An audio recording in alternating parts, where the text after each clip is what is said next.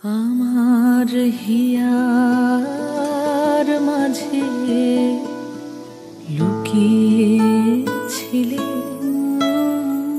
দেখতে আমি পাইনি তোমায় দেখতে আমি পাইনি।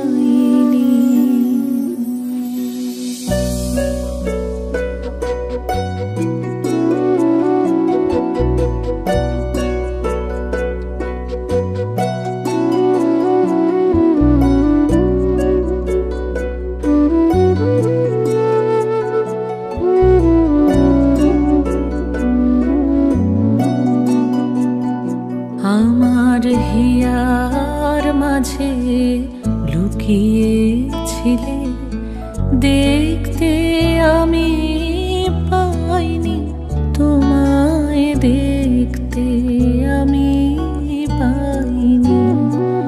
আমার হিয়ার মাঝে লুকিয়েছিলে বাহির পানে চোখ মেলেছি বাহির পানে আমার হৃদয় পানে চাইনি। আমার হিয়ার মাঝে লুকিয়েছিলে দেখতে আমি পাইনি তোমায় দেখতে আমি পাইনি। আমার হিয়ার মাঝে লুকিয়েছিলে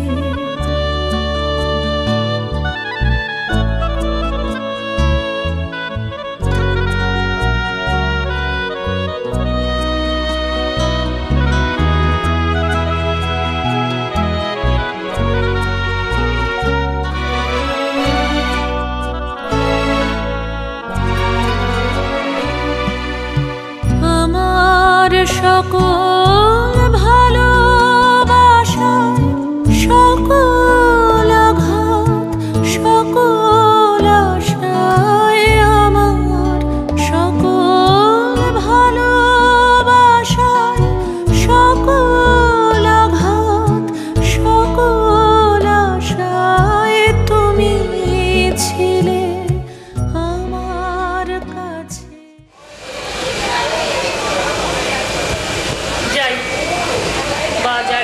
নমস্কার মামা, ভালো আছেন তো? আরে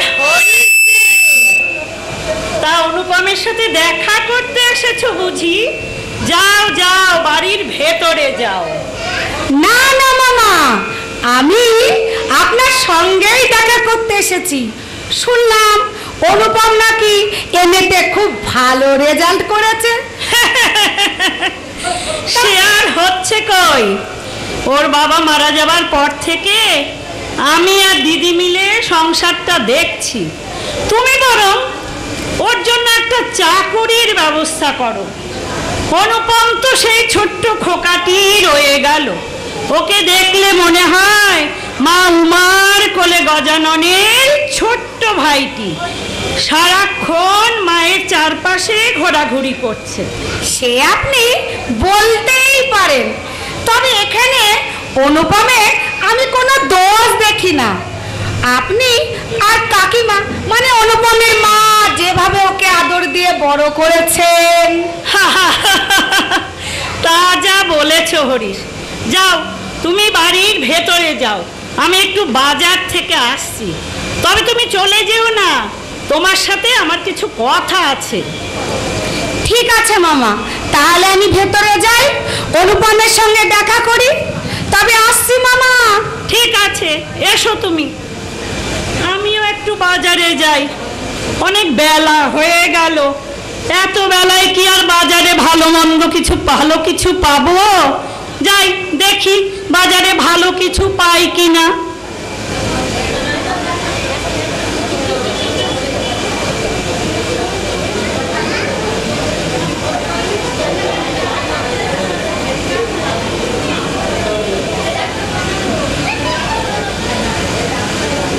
ব্যাপার বন্ধু, মনে হচ্ছে খুব কারণে খুব অস্থির হয়ে আছো। ভাই, তা কানপুর থেকে কবে এলে? এই গতকালই এসেছি। ওখানে থাকতে হয় তাই থাকা, মনটা পড়ে থাকে এই কলকাতায়। তা যাক, তোমার তো আর উপার্জনের কোনো চিন্তা নেই, বিশ্রামই বিশ্রাম। আর বিশ্রাম ভাই, বিশ্রাম নিতে আর ভালো লাগে না। মামা বাবু তো আমাকে ব্যবসার কাছে ঢুকতেই দেন না। আমি নাকি দেখাশোনা করতে পারবো না, ব্যবসায় নাকি সব লস হবে। আরে ব্যবসায় না হয় লস হবে, বিয়ে করলে তো আর লস হবে না, বরং লাভই লাভ। আর বলো না, আমাদের তো টাকা পয়সা সোনা দানা কিছু কম নেই। তা সত্ত্বেও ওই মামা বাবুর মেয়ের বাবার তহবিলের দিকেই নজর। এই করে করে নিজেও একটা বিয়ে করতে পারলেন না, আর আমার বিয়েটাও বোধহয় হবে না ভাই। আরে চিন্তা করছো কেন? এবার তোমার বিয়ের দায়িত্ব তো আমি নিয়েছি। খুব ভালো পাত্রী, রূপে সরস্বতী, গুণে লক্ষ্মী, মানে বাবা বড় যত্ন করে মানুষ করেছে। তোমাদের মতো অত ধনী না হলেও মেয়ের বাবারও কিছু কম নেই, তিনি ডাক্তার, পশারও ভালো। কিন্তু বলো, আমার মতন পাত্র পাওয়া এ সময় মুশকিল। কি বলো, 23 বছরের সুপুরুষ সুশিক্ষিত যুবা, কোনো নেশা নেই, এমনকি তামাকটুকু ছুঁই না ভাই। তবুও কোন এই মামা বাবুর নিচু মানসিকতার জন্য কোনো সম্বন্ধই ঠিক হলো না। তা যা বলেছো। অনু, অনু, অনুপম। হ্যাঁ মা।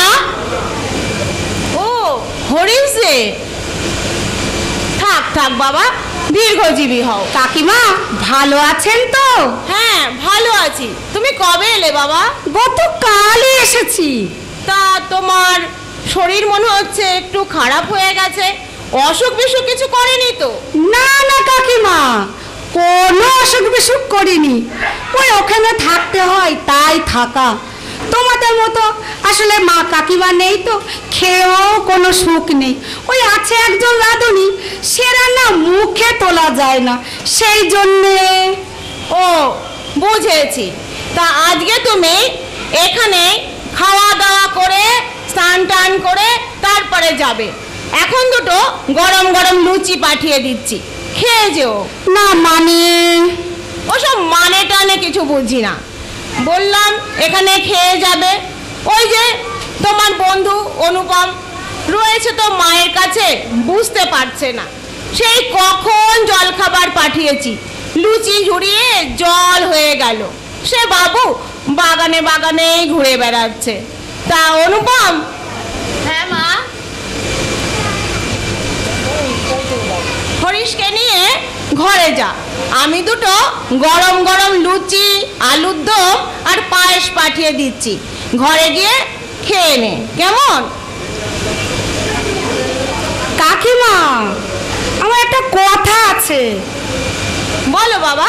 ওই অনুপমের বিয়ের সম্বন্ধে একটা ভালো পাত্রীর সন্ধান এনেছি। সে তো খুবই ভালো কথা, ওর মামা খুবই চেষ্টা করছে, কিন্তু তেমন মনের মতো সম্বন্ধ হয়ে উঠছে না। তা অনুপম ঘরে যা, আমি লুচি পাঠিয়ে দিই, তোমার মামা আসলে তাহলে বিয়ের কথাবার্তা তখন বলা যাবে। যাই, আমি গিয়ে দুটো লুচি পাঠিয়ে দিচ্ছি, গরম গরম লুচি ভাজাই। তোরাও চলে আয়, বন্ধুকে নিয়ে চলে আয় অনুপম। চলো বন্ধু চলো, আমরাও ভিতরে যাই। মা আবার ওদিকে জলখাবারের ব্যবস্থা করতে গেলেন। চলো চলো আমরাও যাই। হ্যাঁ অনুপম, চলো ভাই, চলো ভেতরে চলো।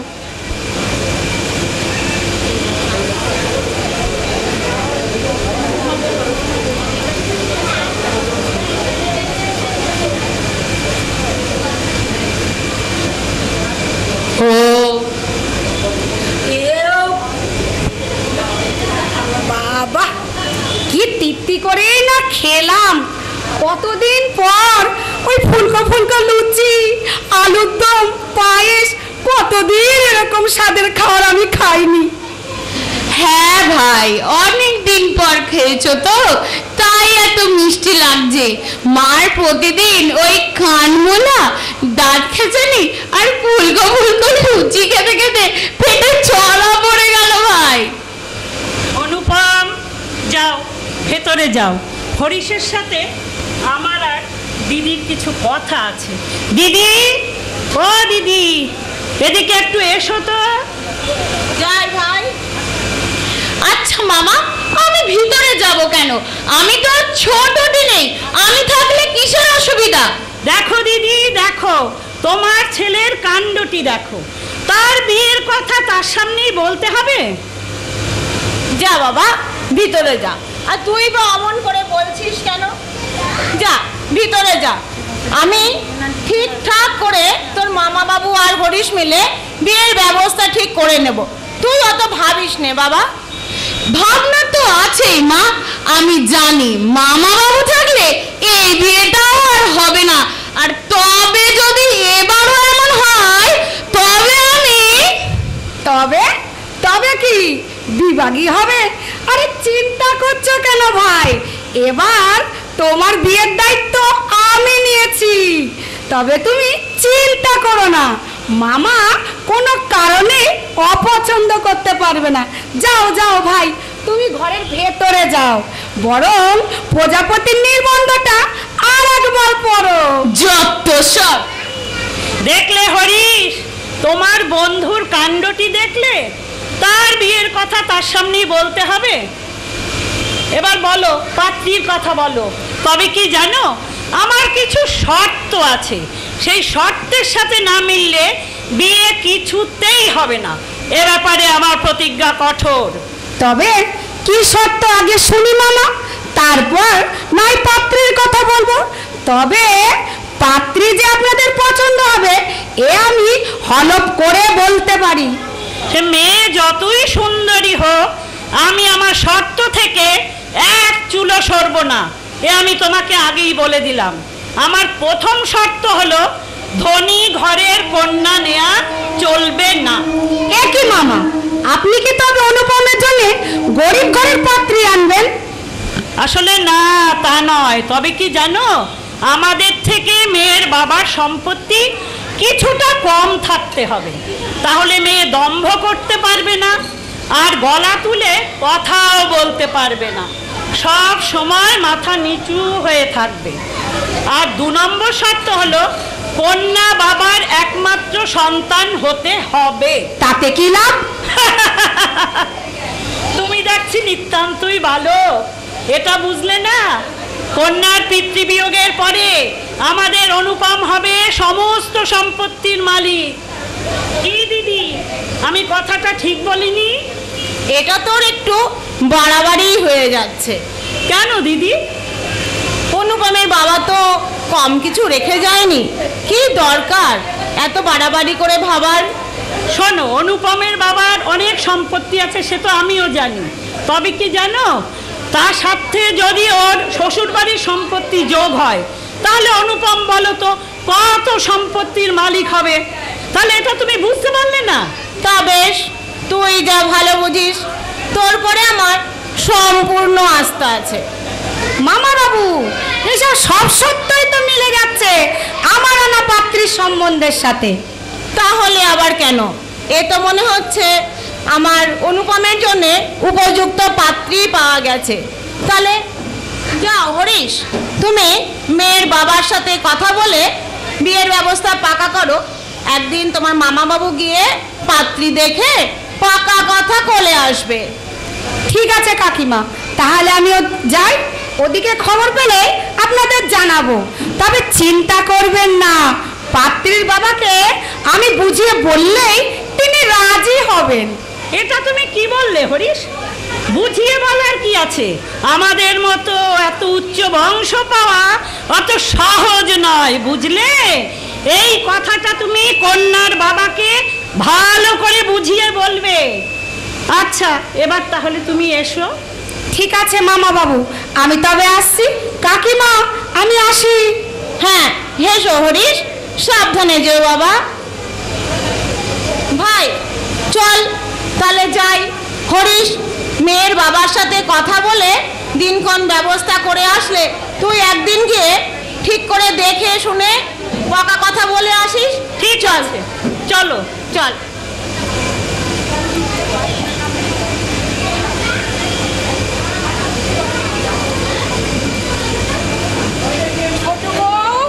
ও ছোট বউ, কি খবর দিদি? খবর তো পাড়ায় একটাই, অনুপমের বিয়ে। কি বললে? হ্যাঁ, মেয়ের বিয়ে দিতে গিয়ে মেয়ের বাবার পায়ের জুতোর সুতলাক হয়ে যায়। আর দেখো, অনুপমের বিয়ে দিতে গিয়ে অনুপমের মামার মাথার চুল পড়ে টাক হয়ে যাবার অবস্থা। তা তো হবেই দিদি, শর্তের পর শর্ত। অত শর্ত দিলে কোনো মেয়ের বাবা মেয়ে দেবে বলো? তাও ঠিক।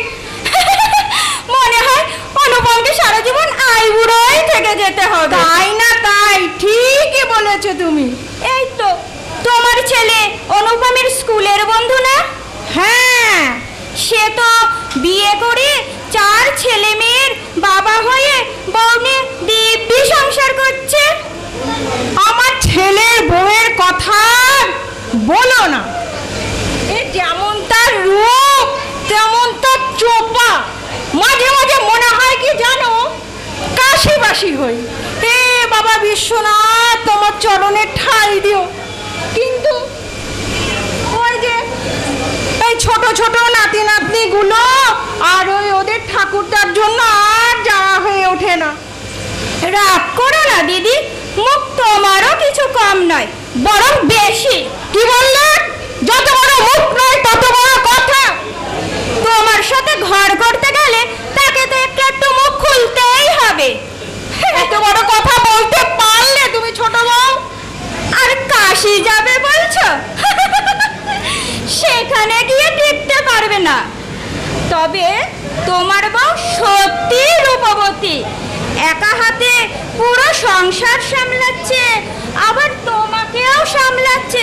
তাও দেখো মুখে তার হাসিটা লেগেই আছে।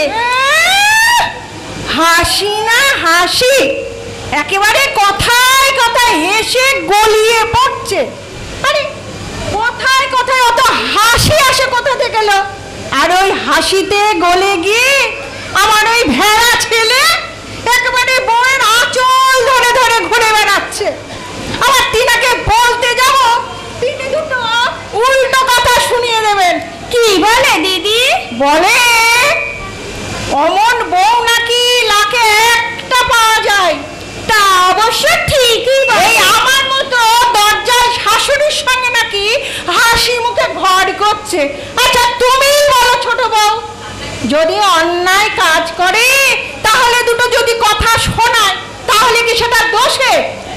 না না, মোটেই দোষের না। তবে তোমার বৌমার জায়গায় আমি থাকলে আমার শাশুড়ির মুখে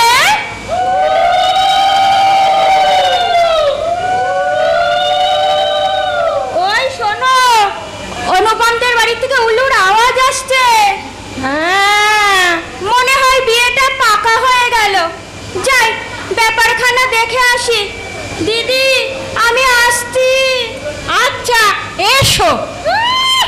যত সব সারাক্ষণ শুধু লোকের কথা লোকের কথা। হ্যাঁ, কাজ নেই সংসারে। হ্যাঁ, ছোট বউ, ছোট বউ কি বলতে যাচ্ছিল? শাশুড়ির মুখে নুড়ো? না না, নুড়ো হতে যাবে কেন? মনে হয় নাড়ু দিত, নাড়ু। এই আমার মতো শাশুড়ি কোটিতে দুটি পাওয়া যাবে না, এই আমি বলে দিলাম।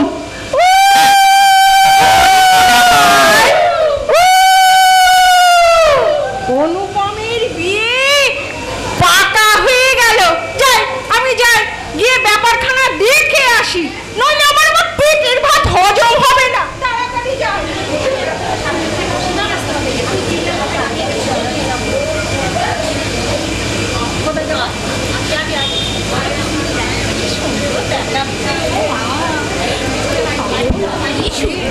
দেখাচ্ছে আমাদের কল্যাণীকে। চল কল্যাণী, চল ওই ঘরের খাটের পরে যে বসবি চল। আর একটু পরেই তো তোকে বিয়ের আসরে নিয়ে যাবে। চল চল চল বস কল্যাণী, বস। বস মা। কল্যাণী, কল্যাণী জানিস তো তোর বরকে মানে আমাদের জামাইকে দেখে এলাম।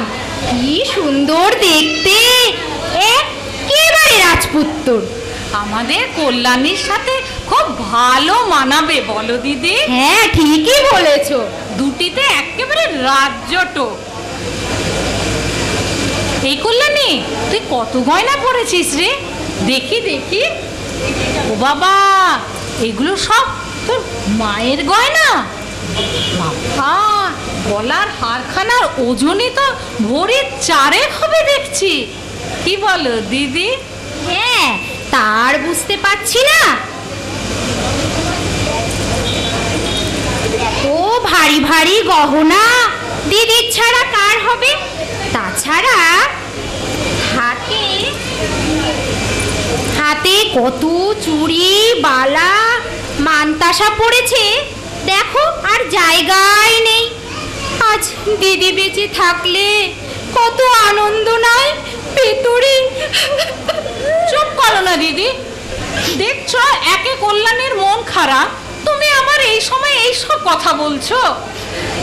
জামাইয়ের মা নাকি শুনলাম ভীষণ ভালো মানুষ। হ্যাঁ আমিও শুনলাম। দেখবে বেয়ান আমাদের মেয়েকে খুব ভালোবাসবে। আর জামাইদের বিরাট অবস্থা। জামাইয়ের গলাতেই তো দেখলাম 3 ছড়া হার। হ্যাঁ আমিও দেখলাম। দেখো জামাইদের যা গয়না আর কল্যাণীর যা রূপ, দুটিতে মিলে চোখ ধাঁধিয়ে যাবে একেবারে। তা যা বলেছো, আমাদের কল্যাণীকে যা সুন্দর দেখতে, তার উপরে গয়না পরে আমাদের কল্যাণীকে রাজরানীর মতো দেখাচ্ছে। ঠিক ঠিক। ওই দেখো, ওই দেখো কল্যাণীর বাবা আসছে না? হ্যাঁ হ্যাঁ হ্যাঁ, তাই তো মনে হচ্ছে দিদি। মনে হচ্ছে। হ্যাঁ হ্যাঁ হ্যাঁ হ্যাঁ মনে হয় কল্যাণীকে কল্যাণী, বিয়ের আসরে নিয়ে কল্যাণী, যাবে। হ্যাঁ। কল্যাণী, মারে তোর সাথে আমার বিশেষ কিছু কথা আছে। হ্যাঁ বাবা বলো। মারে, পাত্রপক্ষ তোর গায়ের গয়না পরখ করে দেখতে চায় আমি আসল না নকল গয়না দিয়েছি। শুধু তাই নয় রে মা, ওরা নিত্যি ওজনে মেপে দেখতে চায় আমি তোকে ক ভরি গয়না দিয়েছি। বাবা এসব তুমি কি বলছো বাবা? আমি ঠিকই বলছি রে মা। বৌমারা, তোমরা কল্যাণীর গায়ের গয়না খুলে এই গামছার ওপর দাও। কি বলছেন মেসোমশাই? এটা কি সম্ভব? বাবা এখানে আমার বিয়ে দিও না। যারা বিয়ের আগে এমন ব্যবহার করছে তারা ভালো মানুষ নয় বাবা। কাঁদিস নে মা, তুই কাঁদিস নে। যা সিদ্ধান্ত নেওয়ার আমার নেওয়া হয়ে গেছে, তুই অত ভাবিস নে। বৌমারা, তোমরা কল্যাণীকে ভেতরে নিয়ে এসো। ওর গায়ের গয়নাগুলো খুলে আমাকে দাও, আমি পাত্রপক্ষের হাতে তুলে দেব গয়না। তোমরা ওকে ভেতরে নিয়ে এসো, আমি ভেতরে যাচ্ছি। চল কল্যাণী চল, যা হবার যা ভবিতব্য তা তো হবে।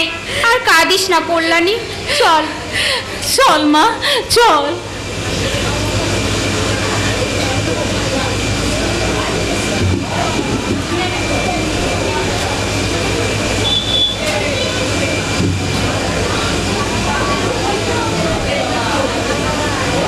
হরিশ, এসব কি হচ্ছে বলো তো? মামা বাবু এসব কি করছেন? আমাদের তো আর সোনা গয়না টাকা পয়সার কিছু কম নেই। মামা বাবু অযথাই আমাদের মাথাটা নিচু করাচ্ছেন। লজ্জায় তো আমার মুখ দেখাতে পারছি না। কত বড় মুখ করে তোমাদের কথা বলেছিলাম বলো তো ভাই? অনুপম, হরিশ, তোমরা এখানে কি করছো? চলো চলো, বিয়ের আসরে চলো, লগ্ন শুরু হয়ে গিয়েছে। দেখলে হরিশ, আমার বুদ্ধি দেখলে? কৌশল করে গহনাগুলো আসল না নকল কেমন জেনে নিলাম। তবে বেআই মশাই যা বলেছেন তার থেকে অনেক বেশি গহনা দিয়েছেন তিনি তার কন্যাকে। কেন মামা বাবু?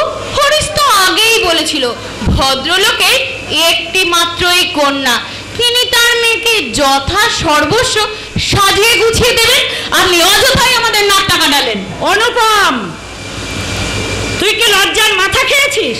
বিয়ে বিয়ে করে কি তোর কাণ্ড জ্ঞান লোপ পেয়েছে? দেখো হরিশ, আমার জ্ঞান বুদ্ধি টনটনে, তাই তো কেমন যাচাই করে নিলাম। বাদ দাও হরিশ, ওর কথা বাদ দাও।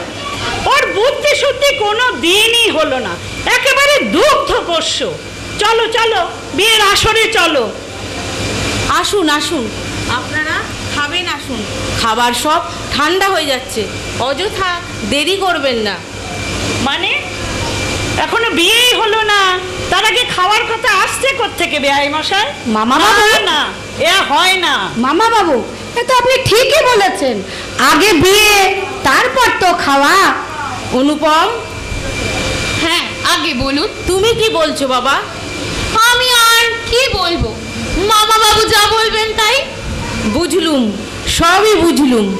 আগে আপনারা দেরি করবেন না, বরযাত্রীদের প্রায় সকলেরই খাওয়া হয়ে গেছে। আপনারা আসুন, খেয়ে নেবেন। খাবার ঠান্ডা হলে খেতে ভালো লাগবে না। আগে আপনি দয়া করে ওনাদের সবাইকে নিয়ে ভেতরে আসুন, এসে খেয়ে নিন। আমি খাবার ঘরের দিকেই যাচ্ছি। হরিশ, মামা বাবু, হরিশ, এই যে বলে গেল বেয়াই মশাই, সে কি ঠিক বলে গেল? ঠিকই তো বলেছেন মা, কারণ বিয়ের লগ্ন তো অনেক দেরি করে আছে, তা খাবার যখন ঠান্ডা হয়ে যাচ্ছে তবে খেয়ে নেওয়াটা ভালো না? আর বরযাত্রী প্রায় অর্ধেকের বেশি লোক খাওয়াই হয়ে গেছে। চলুন মামা, খেয়ে নেওয়াটাই ভালো। ঠিক আছে, তুমি যখন বলছো তাহলে চলো। অনুপম, তুমি বা একা একা দাঁড়িয়ে কি করবে? তা তুমিও আমাদের সঙ্গে চলো। চলো ভাই, চলো। হ্যাঁ বন্ধু, চলো।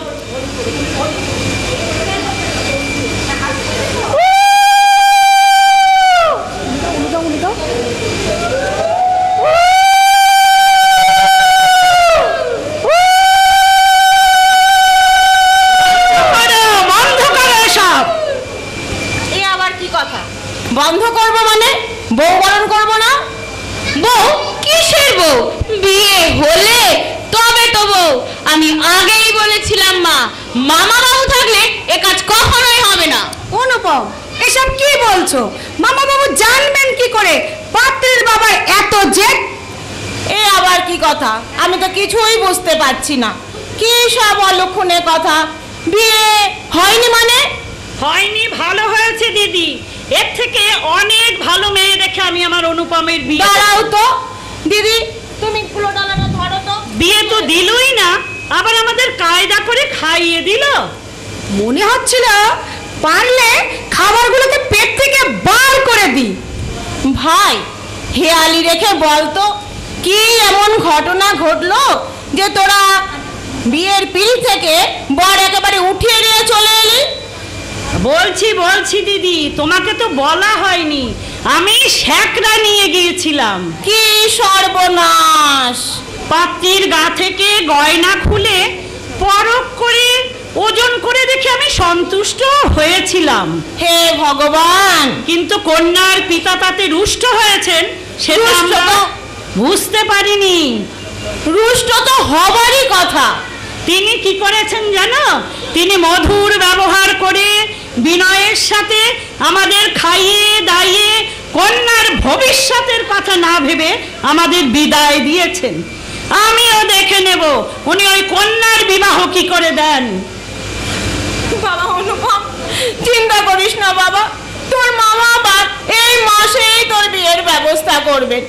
কিন্তু আমি ভাবছি কল্যাণীর কথা। ওই লগ্নভ্রষ্টা মেয়েটার কি আর বিয়ে হবে হরিশ? ওসব নিয়ে চিন্তা করবেন না কাকিমা।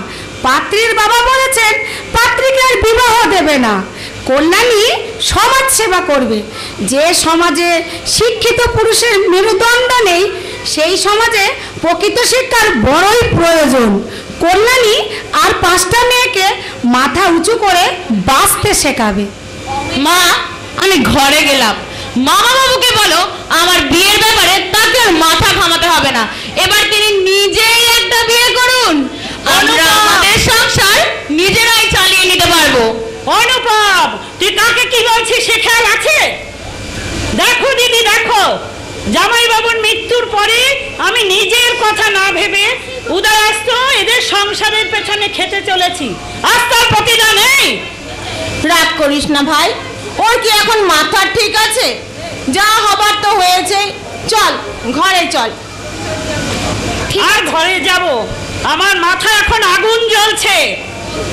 আচ্ছা কাকিমা, তাহলে আমি আসি। আগামীকাল আমাকে চাকুরি স্থলে যোগ দিতে হবে। এসো বাবা, সাবধানে এসো। মামা বাবু, আমি আসছি। এসো। চল ভাই, ঘরে চল। অনুপম কি ঠিক বলেছে বলো তো দিদি? দেখো, আমাদেরও তো অনেক আয়োজন ছিল, সেও তো সব ভরসে গেল। এখন ঠান্ডা মাথায় কি করা যায় সেটা নিয়েই বুঝতে হবে। তুমি যেটা করেছো সেটাও তো অনেক বাড়াবাড়ি করে ফেলেছো ভাই। বাড়াবাড়ির কি আছে? আমি তো অনুপমের ভবিষ্যতের কথা ভেবে করেছি। তার মধ্যে আমার দোষটা কোথায় বলো তো? তাই বলে স্যাকরা নিয়ে যাওয়া ভদ্রলোকে অসম্মান হয়েছে না? উনি যে অসম্মানিত হবে সেটা তো আমি বুঝতে পারিনি। বুঝতে যখন পারোনি তাহলে মাথা গরম করো না। চলো এখন পরবর্তীতে কি করা যায় সেটা ভেবে দেখতে হবে। ওদিকে ছেলেটাকেও তো সামলাতে হবে, এদিকে আমাদের এত কিছু আয়োজন। অনুপম যা বললো তারপরে আমার ঘরে যাওয়ার মানসিকতা আর নেই। চল ভাই, মাথা ঠান্ডা কর, ঘরে চল। আর মাথা ঠান্ডা, মাথা ঠান্ডা রেখে আর কি করে কাজ করব বলো তো? আমি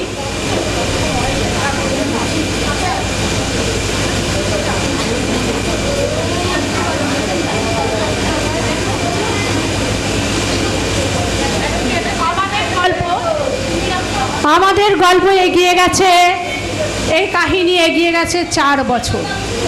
এই 4 বছরের মধ্যে আমাদের নায়ক অনুপম কিংবা নায়িকা কল্যাণী কারোরই বিবাহ হয়নি। আজকে জংশন স্টেশনে নায়ক নায়িকার দেখা, কিন্তু কেউই কাউকে চেনে না। এই রকম একটা অবস্থায় আমাদের গল্প আবার শুরু হচ্ছে, আপনারা দেখুন।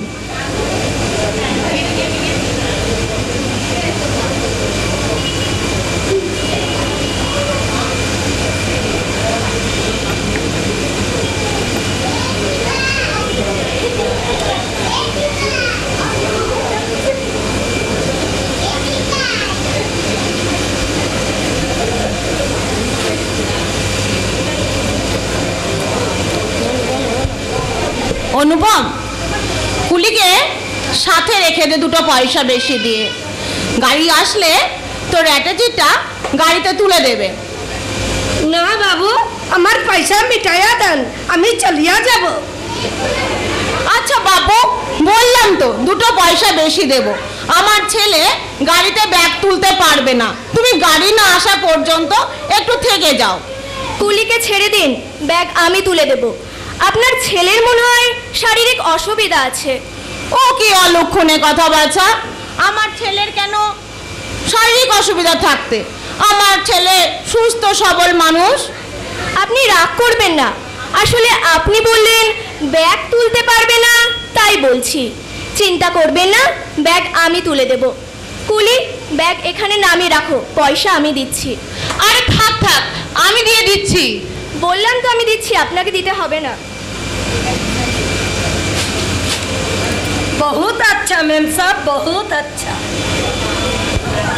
মা, তোমার নামটা কি জানতে পারি? তুমি কোথা থেকে আসছো? একা একা যাচ্ছই বা কোথায়? তোমার সাথে কোনো পুরুষ মানুষ নেই? আপনি তো একসাথে অনেক প্রশ্ন করে ফেললেন। বলছি, আমি কল্যাণী, যাচ্ছি কানপুর, বাড়ি কুসুমপুর। না, সঙ্গে কোনো পুরুষ মানুষ নেই। কুসুমপুর মানে তোমার বাবার নাম কি শম্ভুনাথ সেন? আপনি ঠিকই ধরেছেন, আমি তারই কন্যা। তোমার বিবাহ মানে তোমার বিবাহ হয়নি? বিবাহ হয়নি কথাটা ভুল, বিবাহ করিনি। বিবাহ উপযুক্ত কোনো স্বাবলম্বী পুরুষ পাইনি বলে বিবাহ করিনি। মাতৃ আজ্ঞা মানে দেশমাতৃকার জন্য জীবন উৎসর্গ করেছি। মেয়েদের প্রকৃত শিক্ষার ভার নিয়েছি, যাতে তাদের ছেলেদের মুখাপেক্ষী হয়ে থাকতে না হয়। মা, আমার ছেলেটাকে কি কিছুতেই ক্ষমা করা যায় না?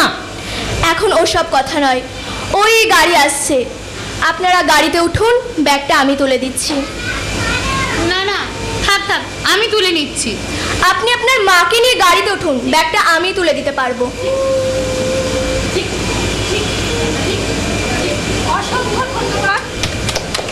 আপনাদের এই যে সুন্দর ধৈর্য ধরে নাটকটি শুনলেন, নাটকটি মনে হচ্ছে শেষ হয়েও হইল না শেষ।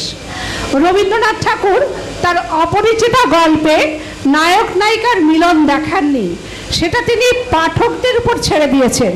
এখানে আমরাও দর্শকদের উপর ছেড়ে দিলাম, তাদের প্রচুর অবকাশ আছে কল্পনার।